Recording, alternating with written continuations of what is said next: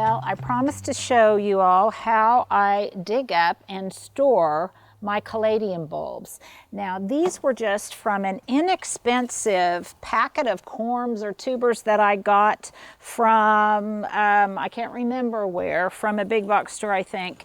And I was really surprised at how beautifully they performed because they were rather small and desiccated, and I didn't really think that they would put out much foliage, but they did. And this window box was really beautiful with all of these big elephant ear relatives. This white caladium, I believe this one was called White Christmas. And now I'm just digging them up. You can see that they haven't even put on that much girth in terms of the size of the bulb. But since they performed so well the first year, I thought, why waste them? So I'm digging them all up out of this window box, which I will then plant a little bit later when it gets cool enough. Excuse me, Mr. Bunny.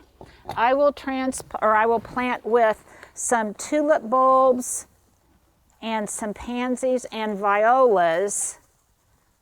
Then I might like top dress it with some things that are a little bit more wintry, maybe some pine cones. But I'm just trying to get those bulbs removed from here. And if I destroy some of them, if I cut into some of them, well, I don't worry about that too much, because I've gotten my enjoyment out of them for this season and they were inexpensive.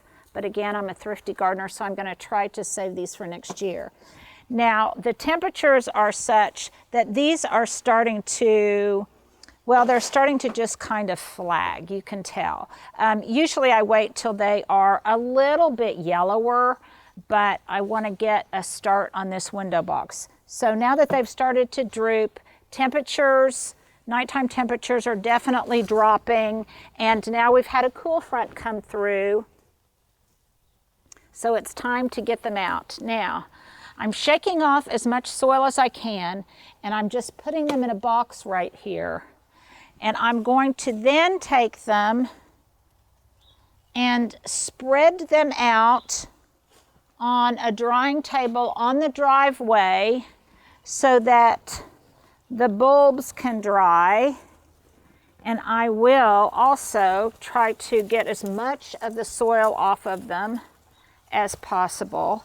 And then I will cut off all of the foliage at that point. So I'll just have a bulb that is cleaned of dirt, and I will cut off the foliage.